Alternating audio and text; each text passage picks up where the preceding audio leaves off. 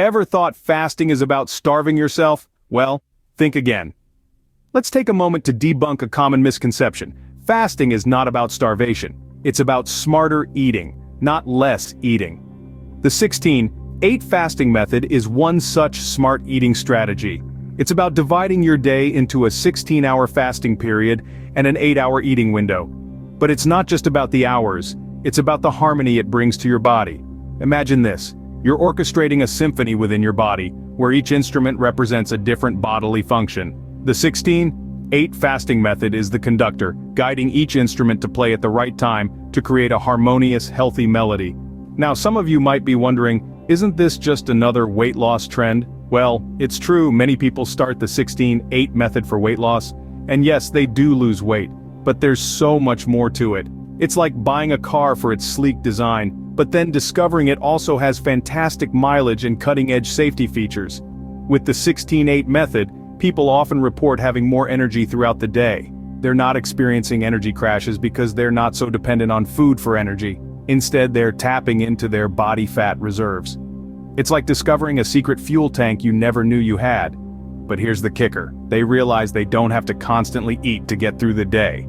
Eating becomes a choice, not a necessity. It's a liberating experience, freeing them from the shackles of constant hunger and food cravings. However, the most significant benefit might be the shift in focus. With the 16-8 method, you're not obsessing over time periods or counting down the hours until you can eat.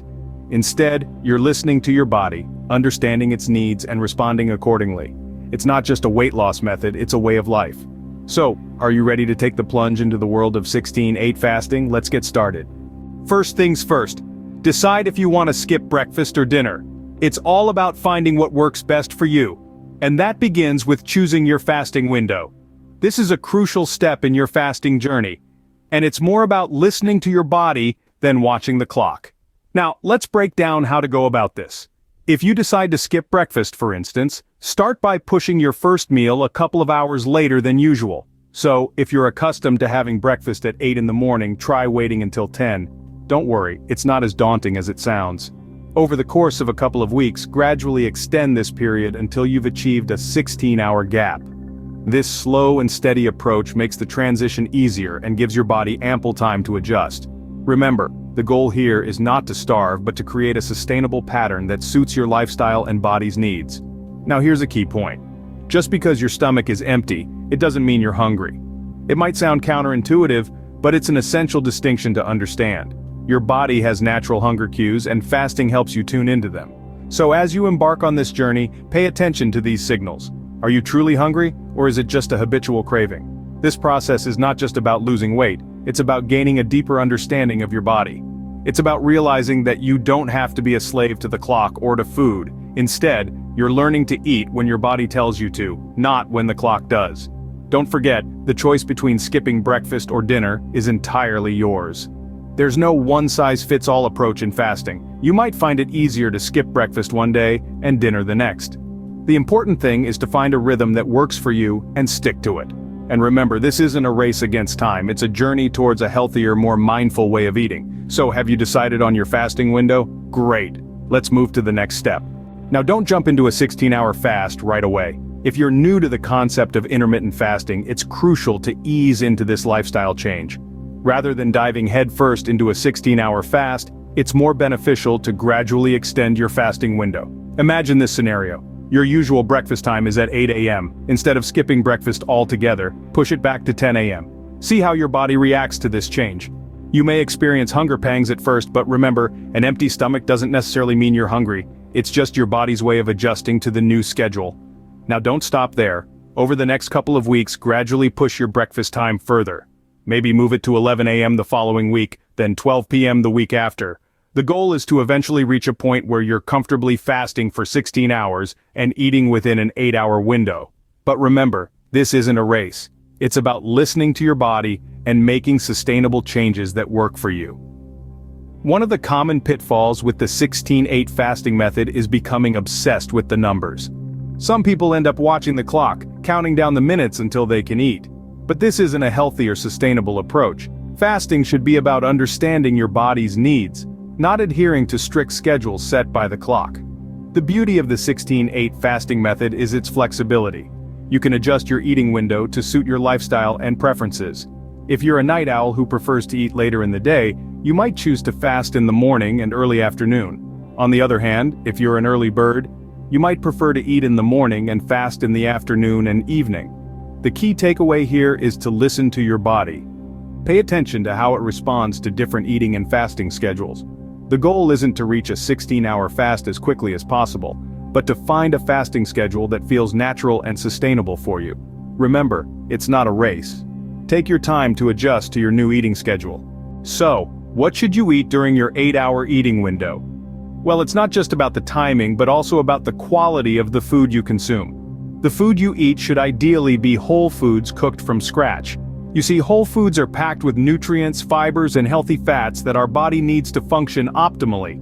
They are unprocessed and unrefined, or processed and refined as little as possible before being consumed. They typically do not contain added sugars, salt, or fat. Eating whole foods means you're consuming the food in its most natural state, ensuring you get the maximum health benefits from each bite. Now, why is this important? Well, whole foods provide a variety of health benefits such as reducing inflammation, improving digestion, and boosting your immune system. They are also more filling and satisfying, helping to curb your cravings and keep you satiated for longer. This means you're less likely to reach for unhealthy snacks or overeat during your eating window. This brings us to another point. You might have heard of other intermittent fasting methods that allow you to eat anything but within a small time period, or even those that allow you to eat what you want for 5 days. While these methods might seem appealing, they don't encourage long-term behavior changes. You see, it's not just about cramming all your meals into a small window or having a free-for-all for 5 days. It's about making conscious decisions about what you're putting into your body. It's about nourishing your body with wholesome, nutritious foods that will fuel your body and mind. So, if you're considering intermittent fasting, don't just focus on the when, pay equal attention to the what. Choose whole foods cooked from scratch as much as possible. This way, you're not only observing the fasting window but also ensuring that your body gets the nutrition it needs. In the end, remember that any sustainable dietary change is not just about quick fixes or short-term gains. It's about making long-term changes to your eating habits and lifestyle. So remember, it's not just about when you eat but also what you eat. Now let's talk about one of the most important aspects of 16-8 fasting, listening to your body. Fasting isn't just about scheduling your meals within an 8-hour window. It's also about tuning into your body's natural rhythm and learning to decipher its signals. You see, our bodies are incredibly smart. They are designed to send us signals of hunger when they need nourishment. But in our modern, clock-driven society, we often ignore these signals and eat according to a schedule, not because we're truly hungry. In the world of 16-8 fasting, the clock doesn't dictate when you should eat. Instead, you should eat when your body tells you it's time. This might seem challenging at first, especially if you're used to scheduled meals, but over time you'll learn to distinguish the feeling of real hunger from the usual time-to-eat cues. So, how can you tell the difference? Well, true hunger comes gradually, not suddenly. It's a gentle nudge, not a demanding push, and it doesn't mean you have to eat immediately. You can wait. In fact, waiting is part of the process. It encourages you to tap into your body's stored energy, which in turn can lead to weight loss. But remember, it's not just about when you eat, it's also about what you eat. Whole foods, cooked from scratch, are the backbone of a healthy 16-8 fasting plan. These foods are packed with nutrients your body needs to function at its best. They also help keep you feeling satisfied longer, which can make fasting periods easier to manage. And here's an important note. Just because your stomach is empty, doesn't mean you're hungry. It's a common misconception that can lead to overeating. An empty stomach is simply a sign that your body has digested its last meal. It's not a signal to eat again. Listen to your body. It knows when it needs food. So always remember, your body knows best. Let's quickly recap what we've learned about the 16-8 fasting method. This method is a simple yet effective way to improve your health and manage your weight. It breaks your day into a 16-hour fasting period and an 8-hour eating window. While this might seem daunting at first, it's a surprisingly natural way of eating for many people. One of the key points to remember when starting the 16-8 method is to choose your fasting window wisely. It's essential to pick a time that fits your daily routine and lifestyle. For instance, you might decide to skip breakfast or dinner, depending on what works best for you. Another crucial aspect is the gradual transition. If you're used to having breakfast at 8 in the morning, try pushing it back to 10 and see how you feel.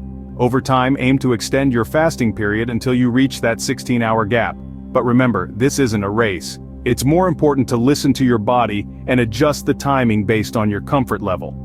And speaking of listening to your body, this method teaches you to distinguish between real hunger and the mere feeling of an empty stomach. It's a valuable skill that can help you avoid unnecessary snacking and overeating. Now let's talk about food. The 16-8 fasting method isn't a free pass to eat anything you want during your eating window. It's crucial to focus on whole foods cooked from scratch. This isn't just about cutting calories, it's about nourishing your body with the right nutrients. Lastly, remember that the 16-8 method is more than just a diet plan. It's a lifestyle change. It's about understanding your body better and learning to make healthier choices, not just in what you eat, but also in when you eat. And that's it. You're now ready to embark on your 16-8 fasting journey. Good luck. If you are enjoying our content, please give us a like and subscribe.